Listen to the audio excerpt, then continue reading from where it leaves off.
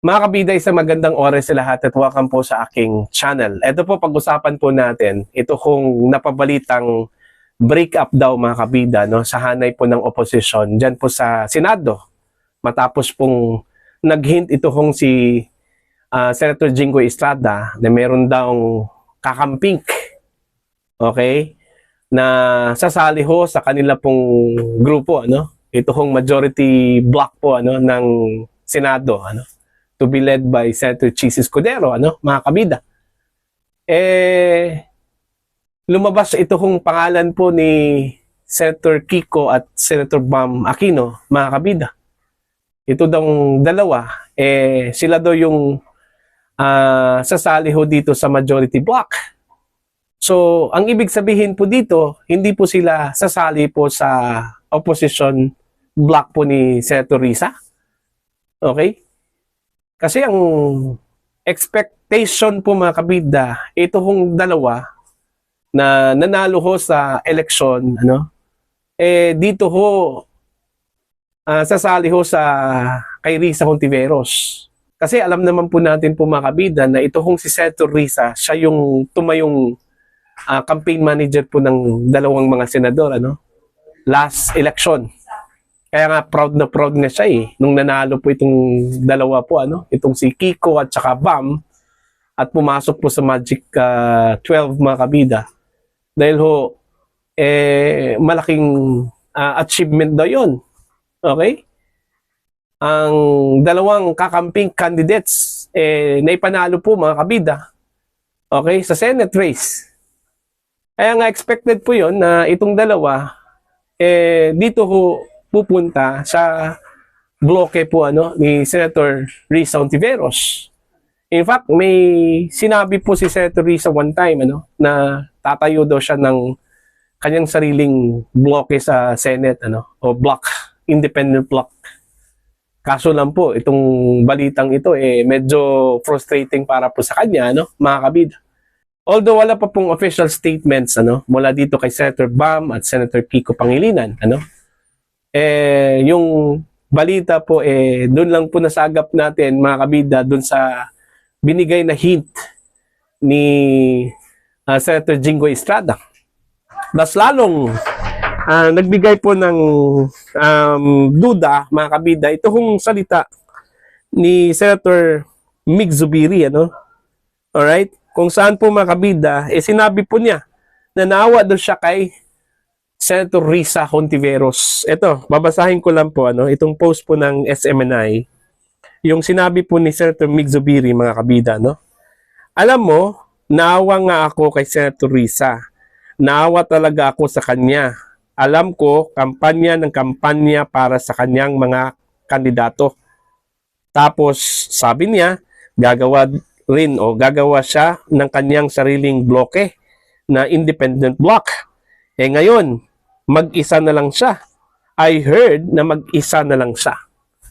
Mas lalo hong tumindi yung duda po ano na itong dalawa, si Senator Bam at Senator Kiko, iaalis po sa poder po ni Senator Risa Hontiveros. At ito po ay tatalon sa majority block, ano? Ewan ko, hindi ko po alam kung ano yung rason talaga, ano, kung bakit po nagdesisyon itong dalawa. Kung totoo po ito, ano, na aanib po dito sa majority block. Kung bakit po iiwan po nila ito kung si Senator Risa. Gaya ng sinabi ko po kanina, si Senator Risa yung naging campaign manager po nila no, last election. At natural po, doon talaga sila aanib kay Senator Risa. Pero yun nga yun yung turn of event, ano? Nakakabigla po, nakakasurpresa po mga kabida, yung ginawa po o gagawin po ng dalawang mga senador kasi hindi pa po final okay, kung ito na ba talaga no, mga kabida. Kaya nga marami hong lumabas na haka-haka no, na baka ito na raw yung arrangement po ano ng INC dito ho kay Senator Bam. Maalala po ninyo, ito hong si Senator Bam Aquino po mga kabida kabilang po dun ho sa 8 o 6 na mga senatorial bets na kanila pong inendorso po ano. Okay? At meron dang kondisyon Okay? Hindi po batid kung ano yung condition na yon, ano? Pero may lumabas last time na yung condition daw ay hindi po sila boboto dun ho sa impeachment trial po, ano? Ni Vice President Sara Duterte. Ewan ko kung yun ba yung kondisyon na sinabi po nila, ano? At wala naman pong kumpirmasyon kung meron pong kondisyon eh. Ano? So, dahil ho dito, may mga haka-haka po na lumabas, mga kabida. Pero nagtataka lang talaga ako kung bakit po iiwan po itong si Senator Risa eh. Lately lang po, naging controversial po itong si Senator Risa dahil ho dun sa video na kumalat po sa social media kung saan po ay nagsalita po itong si Michael Maurilio, ano, aka alias Rene, na dati hong testigo ni Senator Risa Hontiveros, ano, sa kanya pong Senate inquiry, ano, laban po dito kay Pastor Kibuloy. At dahil ho doon, nagalit po itong si Senator Risa at isinama niya itong mga vloggers na kanya pong sinampahan po ng complaint sa NBI, ano? Dahil ho sa, disinformation, pagpapakalat daw sa video na yon, ano? Kaya dahil ho doon may setback doon ho kay Senator Risa dahil alam naman po natin, ito kung si Senator Risa po makabida, champion po ito pagdating ho sa right to speech, ano? Yung kalayaan po na magsalita, okay, laban po sa hindi po magandang ginagawa ng mga opisyal o sa gobyerno mismo. Alright? Ito po yung nangyari. Parang kinain po niya yung kanya pong advocacy po, ano, mga kabida. In fact, mayroon nga siyang Senate bill noong 2022 ata yun o 2019 kung saan po ay nag-file po siya ng Senate bill decriminalizing libel or civil libel, ano, kasi yung libel daw ay ginamit daw bilang weapon o armas para po patahimikin yung mga critics, ano, mga kabida. Lumabas po na siya po yung gumamit po dito ngayon, ano? Ito kaya yung dahilan kung bakit po medyo dumistansya itong dalawa, si Senator Bam at Senator Kiko Pangilinan, mga kabida, ano? Hindi po natin alam. Wala pa pong final statements ito pong si Senator Bam at Senator Kiko. Abangan po natin yan, ano? Sa susunod na mga araw po, mga kabida. Basta naaawa po ako kay Senator Risa.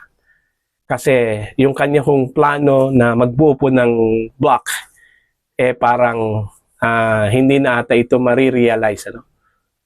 May plano pa namang tatakbo po ito, ano? Bilang Pangulo po ng Pilipinas, mga kabida. Meron din akong nabasa po, mga kabida, no? Post po ito ni Richard Heydarian po, ano? Ito po ay patungkol pa rin dito ho sa napabalitang pag-alis po, ano, ni Senator Kiko Pangilinan at Bam Aquino, ano po. Dito sa kanyang post, posted 5 hours ago, ang sabi po niya dito, "Goodness, is Riza the only truly principled and progressive senator left out there?" Okay? Parang nagtatanong po siya dito, ano? Most likely, meron na po siyang hint po dito, ano, mga kabida. Ito pa po, meron pang isa. Isang post po ng politico.com at .ph, ano, na shinare po ni Richard Heydarian. Ang caption po dito ng Politico, "Kiko Bam for Cheese Escudero, Jingo Estrada hints at pink forces in Senate Majority Block." Yun yung post po ng Politico.com, ano, na shinare po ni Richard Heydarian po, makabida. Ito yung kanyang caption, "What?" Tapos maraming question mark, ano. At for real? Maraming question mark din, ano, mga kabida. Now, ano kayang reaction po ng Liberal Party ho dito? Okay? Ano kayang reaction po ng kakampings po dito, ano? Ito bang si Senator Kiko Pangilinan, nagpaalam ba ito sa Liberal Party, ano? Nung siya po ay magdesisyon na sumali ho dito sa majority block po ng Senado, ano, mga kabida. Siguro, wala naman po sigurong pakialam yung kanilang partido, ano. Tingnan mo yung nandyan po sa House of Representatives. 'Di ba? Most of the Liberal Party members po diyan nasa super majority po diyan po sa House of Representatives. Okay? Siguro wala pong pakialam po yung partido po dito as long as magdi-deliver yung kanila pong senador o kanilang kandidato po mga kabida o kanila pong elected official Wala akong pakialam po dito. Maliban lang po siguro kung against doon ho sa principle po ng partido, yun, baka hindi po papayag, Pero lang man itong majority block, mas maganda nga ito para maisulong po ng Liberal Party yung kanila pong agenda po mga kabida, Yung gusto po nilang pwedeng magawa para ho sa sambayan ng Pilipino. Ganon din yun siguro doon ho sa partido po ni BAM, Pero dito sa kakamping as umbrella po ng kanilang grupo po mga kabida, ano kaya yung magiging reaction po ito naman pong kakamping po tumulong po ito sa kampanya po ni Senator Kiko at Bam Aquino mga kabida para lang po manalo. Yung kakampings po ay diverse po ito may mga grupo mula sa academe, okay, grupo po mula sa progressive may grupo mula sa Liberal Party, mga kabida. So, halo-halo po ito. Civil society po, mga kabida, ito hong kakampings. Now, ano kaya yung magiging reaction po nila dito? Kung sakaling totoo po ito na tatalon po itong si Senator Bam Aquino at Kiko Pangilinan from Risa Hontiveros block papuntang majority block po, mga kabida. Para po sa inyo, ano po ang inyong tingin at pananaw ko dito? Please comment down. Sa mga hindi pa po subscribers sa aking channel, please subscribe. Just click the subscribe button, click the notification bell, click all para updated po kayo sa aking mga uploads. Maraming salamat po sa inyo lahat.